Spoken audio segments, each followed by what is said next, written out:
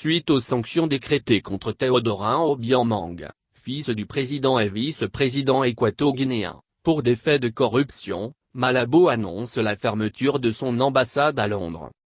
Ce lundi, Simon Oyono Ezono, le ministre des Affaires étrangères, a déclaré sur une chaîne publique que son pays va procéder à la fermeture totale de sa représentation diplomatique à Londres. Une décision trouvant son origine dans les sanctions que la Grande-Bretagne a infligées au vice-président équato-guinéen, 53 ans, accusé de détournement de fonds publics et de corruption.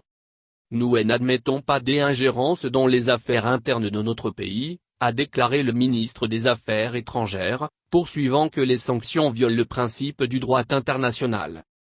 Bien avant sa sortie médiatique, les autorités équato-guinéennes avaient relevé que les sanctions sans fondement imposées par le gouvernement britannique trouvent leur justification dans les manipulations, les mensonges, que promeuvent certaines organisations non gouvernementales contre la bonne image de la Guinée équatoriale.